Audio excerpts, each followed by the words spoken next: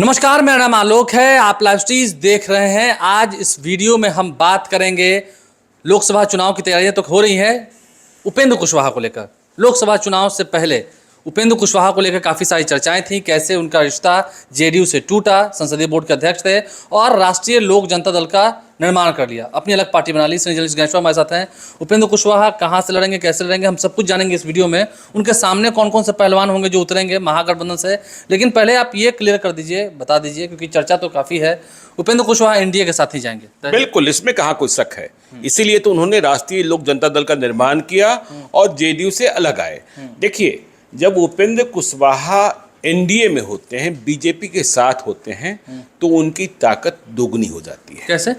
नहीं, आप चुनावी नतीजे देखेंगे ना, चुनावी नतीजों से ही तो आप विश्लेषण करेंगे। 2014 में उन्होंने चुनाव जीता काराकाट से और केंद्र में मंत्री बन गए। फिर दिल नहीं बैठा तो बाहर आ गए, बाहर आए तो महागठबंधन के साथ गए, महागठबंधन के साथ हार ही हार मिली, जीरो पर आउट हो गए। 2019 में उन्होंने काराकाट और उजियारपुर दोनों जगहों से लोकसभा का चुनाव लड़ा और दोनों जगहों से महाबली सिंह ने हरा दिया, उधर नित्यानंद राय ने हरा दिया। हाँ, देखिए, महाबली सिंह ने हरा दिया और नित्यानंद राय ने हरा दिया। अब बात हम 2024 की करते हैं, अगले साल की, अगले साल की। तो ये तो तय है कि उपेंद्र कुशवाहा बीजेपी के साथ जा रहे हैं, पार्टी का मर्जर नहीं हो रहा है, एनडीए में शामिल होंगे और अमित शाह से लोकसभा सीटों पर चर्चा हो चुकी है। यह तय है कि उपेंद्र कुशवाहा काराकाट से ही लड़ेंगे, काराकाट से ही लड़ेंगे। अब सवाल ये उठता है कि काराकाट में उनके खिलाफ महागठबंधन का उम्मीदवार कौन होगा, क्योंकि अभी हमने देखा, आप भी देखे थे, अभी हाल ही में वो पूरे बिहार का भ्रमण करके आए हैं, घूम कर आए हैं, लोगों को भांप के आए हैं।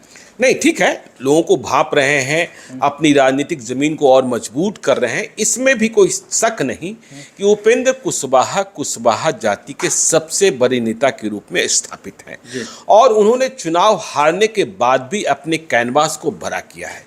यही कारण है कि कुशवाहा की जो सीटें हैं, लोकसभा सीटें हैं, कुशवाहा बहुल्य जो सीटें, हाँ, जो सीटें हैं, वह महागठबंधन के लिए सिरदर्द बना हुआ है। और सवाल ये पैदा हो रहा है कि एनडीए के कुशवाहा उम्मीदवार के खिलाफ क्या हम भी कुशवाहा उम्मीदवार लड़ाएं, और यदि हम लड़ाएंगे तो कुशवाहा मतों का विभाजन कितना कितना किसमें होगा, ठीक है ना। अब देखिए, काराकाट की हम बात करते हैं। देखिए, काराकाट लोकसभा का जन्म जो है वह 2008 के परिसीमन में हुआ और 2009 में यह पहली बार यहाँ से चुनाव हुए और महाबली सिंह जेडीयू के कैंडिडेट के तौर पर पहले सांसद बने। जो काराकाट लोकसभा क्षेत्र है वह पहले विक्रमगंज लोकसभा क्षेत्र कहलाता था और वहां राजपूतों का वर्चस्व अधिक, संख्या में नहीं, सांसद के रूप में। आप मतलब इससे पहले का जो इतिहास रहा, जो इतिहास रहा है, देखिए, वहां वशिष्ठ नारायण सिंह भी चुनाव जीते विक्रमगंज। वहां अजीत सिंह, मीना सिंह के पति, और मीना सिंह तब जीती जब अजीत सिंह का असामयिक निधन हो गया। बाद उपचुनाव में जीते, फिर 2009 में भी जीते। तपेश्वर सिंह भी जीते, राम सुभग सिंह जीते, और देखिए वहां कांति सिंह भी 2 बार चुनाव जीती, जाति से यादव, ठीक है। 96 और 99 में केंद्र में मंत्री भी बन गई। कभी वहां शिवपूजन शास्त्री भी चुनाव जीतते थे। तो जैसा हमने कहा कि देखिए, काराकाट में पहली बार लोकसभा का चुनाव 2009 में हुआ, तो पहली बार जेडीयू के महाबली सिंह सांसद बने और मात्र 1,96,746 मत लाकर, और आरजेडी की कांति सिंह को, मतलब कांति सिंह को हराया। 1,76,763 मत आए थे कांति सिंह को। देखिए, काराकाट में यह भी आप समझिए कि काराकाट में महागठबंधन, अब तो देखिए माले भी उसी में शामिल है, और एनडीए, जब माले शामिल नहीं था तो माले का प्रभाव भी काराकाट लोकसभा क्षेत्र में है और करीब 50,000 मतों पर उनका अधिकार है। तो 2009 के चुनाव में वहां देखिए, कांग्रेस से अवधेश सिंह लड़ गए थे, उन्हें 71,057 मत आया था, और माले से राजा राम सिंह 37,493। 2014 में उपेंद्र कुशवाहा जीत गए आरएलएसपी से, अपनी पार्टी से, एनडीए के कैंडिडेट के तौर पर, और 3,38,892 मत आया। फिर से आरजेडी को हराया, जेडीयू को नहीं हराया, आरजेडी को हराया। हाँ, जेडीयू वाले 2009 में जीते थे महाबली सिंह, तो कांति सिंह को 2,33,651 मत, और जेडीयू वाले 2014 में नीतीश कुमार बिल्कुल अकेले लड़ रहे थे, तो जेडीयू के निवर्तमान सांसद महाबली सिंह 76,709 मत ही लाए थे, तीसरे स्थान पर रहे थे। और माले के राजा राम सिंह 32,686 मत लाए थे। अब देखिए 2019 में चले गए उपेंद्र कुशवाहा महागठबंधन के साथ। महाबली सिंह को मौका मिल गया। महाबली सिंह को मौका मिल NDA गया। से। हाँ, विधायक का चुनाव भी हार गए थे। तो महाबली सिंह फिर से चुनाव जीत गए 3,98,408 मत लाकर, और उपेंद्र कुशवाहा 3,13,866 मत लाकर चुनाव हार गए। देखिए, काराकाट लोकसभा क्षेत्र में 6 विधानसभा क्षेत्र हैं। नोखा, देहरी, काराकाट, गो, ओबरा और नबीनगर। इन 6 विधानसभा क्षेत्रों में 2020 के विधानसभा चुनाव में किसी भी विधानसभा क्षेत्र में एनडीए को सफलता नहीं मिली थी, जबकि नीतीश कुमार भी साथ थे। ठीक है, काराकाट में माले और शेष सभी 5 विधानसभा क्षेत्रों में आरजेडी को जीत मिली थी।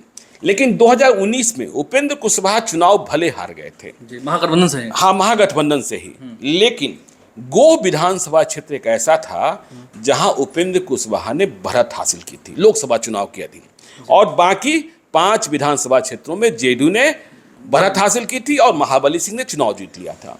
अब देखिए, यदि आपको काराकाट का मिजाज समझना हो तो काराकाट में सबसे अधिक मत कुशवाहा जाति का माना जाता है। करीब 4.5 लाख मत हैं। देखिए, कुल गिनती तो मैं ठोस तौर पर नहीं बता सकता हूं, लेकिन जो लोग अनुमान करते हैं, क्योंकि बिहार में जातीय गणना तो हुई नहीं, कहा जाता है कि 4.5 लाख कुशवाहा मत हैं, यादव 4 लाख के करीब हैं, राजपूत 2 लाख के करीब हैं, भूमियार 1.5 लाख के करीब हैं, और ईबीसी एससी भी करीब 3 लाख हैं। ठीक है, सबसे बड़ी जाति तो इन्हीं की हुई ना, जमात। हाँ, जमात इनकी हुई। अब देखिए, सवाल ये पैदा हो रहा है कि उपेंद्र कुशवाहा का कैनवास जितना बड़ा हो गया है कुशवाहा जाति में, तो वहां से जीते हुए सांसद तो महाबली सिंह हैं, लेकिन महाबली सिंह का कैनवास काराकाट से इतर नहीं है। उन्होंने अपने कैनवास को बिहार का नेता के रूप में नहीं बनाया। उपेंद्र कुशवाहा बिहार तक ही सीमित किया गया। तो ऐसे में महागठबंधन के भीतर और जेडीयू के भीतर इस बात को लेकर मंथन जारी है कि क्या उपेंद्र कुशवाहा के सामने महाबली सिंह को ही उतारना ठीक रहेगा, या फिर कोई नया पहलवान खोजा जाए, कोई नया समीकरण स्थापित किया जाए। पुराने वाले को भी याद करेंगे आरजेडी के लोग? नहीं, देखिए, अब क्या परेशानी है। काराकाट की जब हम बात करते हैं तो काराकाट, आरा, बक्सर, औरंगाबाद, पूरे शाहबाद की बात। हाँ, ये 4 सीटें हैं। भोजपुर शाहबाद की जो सीटें हैं, सासाराम तो ठीक है, रिजर्व सीट है, उनका आकलन करना होता है। तो देखिए, जो खबरें हैं कि आरा की सीट जो है वो माले के खाते में जा सकती है महागठबंधन में, और वहां यादव उम्मीदवार होंगे। तो ये तो संभव नहीं होगा कि आरा में भी यादव, और यदि काराकाट में उम्मीदवार बदलना ही है, कुशवाहा, उपेंद्र कुशवाहा के खिलाफ किसी कुशवाहा को नहीं लड़ाना है, तो वहां भी यादव। देखिए, होता क्या है, जैसा हमने कहा कि कुशवाहा 4.5 लाख, यादव 4 लाख, राजपूत 2 लाख, भूमियार 1.5 लाख। यदि आप यादव को उम्मीदवार बना देते हैं तो काराकाट में राजपूत उन पर नहीं चढ़ते हैं, मतलब मत नहीं चढ़ता है। लेकिन यदि राजपूत उम्मीदवार बनता है तो उनके साथ यादव चले जाते हैं। और ऐसे भी, जैसा हमने कहा कि विक्रमगंज, जो काराकाट से पहले जाना जाता था, वहां इतिहास राजपूतों का रहा है। तो चर्चाएं बहुत तेज हो रही है कि कुछ सामाजिक परिवर्तन, कुछ व्यवस्थागत परिवर्तन और जातीय परिवर्तन किया जाए। यदि उपेंद्र कुशवाहा के खिलाफ कुशवाहा को ही लड़ाएंगे तो शायद कुशवाहा का मैक्सिमम मत उपेंद्र कुशवाहा को मिल जाए, और ऐसे में फिर हार निश्चित होगी। तो यादव लड़ाएं कि राजपूत लड़ाएं, आरा में किसे टिकट देगा महागठबंधन, इस पर तय होगा। यदि आरा में यादव को दे रहे हैं तो काराकाट में राजपूत को दिया जा सकता है। तो आप कहेंगे फिर कुशवाहा को क्या बिल्कुल ही माइनस कर देंगे? तो कुशवाहा को लेकर चर्चा हो रही, क्या औरंगाबाद लड़ा दें? औरंगाबाद में भी तीसरे पायदान पर कुशवाहा ही हैं। तो ये चर्चाएं चल रही हैं।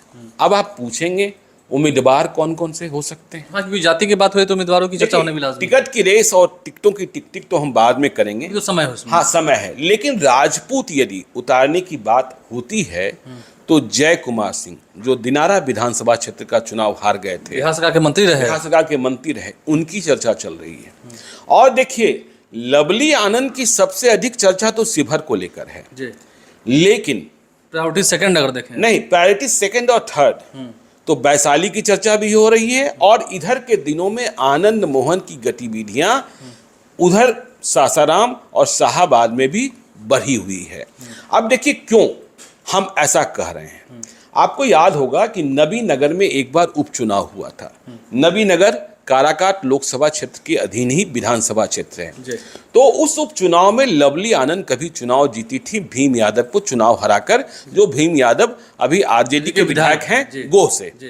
तो लवली आनंद भी, लेकिन यह भी देखा जा रहा है कि लवली आनंद के नाम पर कहीं अगरा पिछड़ा गुलबंद या फिर कुशवाहा को फायदा या किसी जाति को बुरा न लग जाए, हाँ किसी जाति को बुरा न लग जाए, तो ये सारी संभावनाएं तलाशी जा रही हैं। क्योंकि उपेंद्र कुशवाहा को चुनौती देना, उपेंद्र कुशवाहा विशेषकर जेडीयू के लिए नंबर 1 या नंबर 2 के दुश्मन है, ठीक है ना।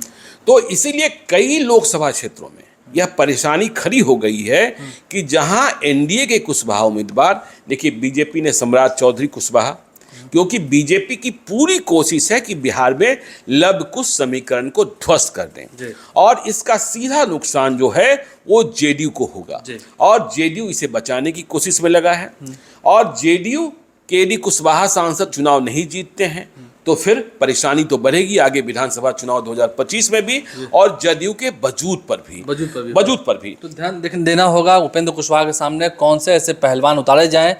महागठबंधन तो यही सोचेगा कि ऐसे पहलवान जो उपेंद्र कुशवाहा को चित कर दें, लेकिन क्या ये इतना आसान होगा? नहीं, आसान नहीं है बिल्कुल। उपेंद्र कुशवाहा बहुत तगड़ी फाइट देने जा रहे हैं।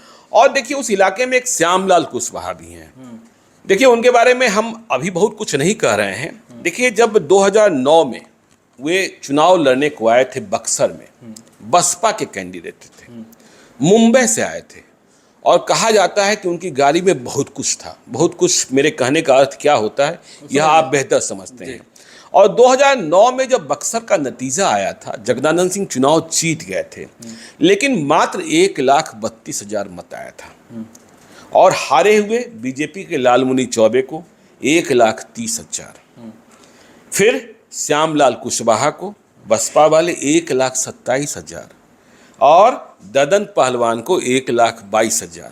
तो वोटों का विभाजन कैसे हुआ था? बक्सर से 2014 में श्यामलाल कुशवाहा जेडीयू के कैंडिडेट के रूप में चुनाव लड़े और उन्हें 1,17,012 मत आए थे। तो और ददन पहलवान को 1,84,788 मत आ गए थे। देखिए आपको पता है जगदानंद सिंह के बारे में कि 2009 में जीते, 2014, 2019 में हार गए। तो काराकाट को लेकर बड़ी चर्चा है क्योंकि उपेंद्र कुशवाहा को भी चर्चा है। आरा, देखिए आरा की जब आप बात करते हैं तो आरा के साहब को टिकट मिलेगा कि नहीं मिलेगा इस पर हम विस्तार से कभी चर्चा करेंगे। और यदि टिकट नहीं मिला तो आरा के साहब कहाँ जाएंगे यह भी देखना होगा। आरा के साहब कहीं इधर उधर हुए तो फिर सारे समीकरण जो है ना वो गड़बड़ाएंगे। उपेंद्र कुशवाहा के सामने लड़ाने के लिए ऐसे कौन से पहलवान तैयार करना पड़ेगा, तैयार हो रहे होंगे या किए जा रहे होंगे महागठबंधन की ओर से, लेकिन चुनौती तो कड़ी है। क्या सच में उपेंद्र कुशवाहा को टक्कर देने वाला उम्मीदवार महागठबंधन खोज पाएगा? देखना होगा। हमारे चैनल को सब्सक्राइब कर लें, साथ साथ फेसबुक पेज भी लाइक करें। इसके अलावा ट्विटर हैंडल पर लाइव सीरीज को फॉलो करें। धन्यवाद।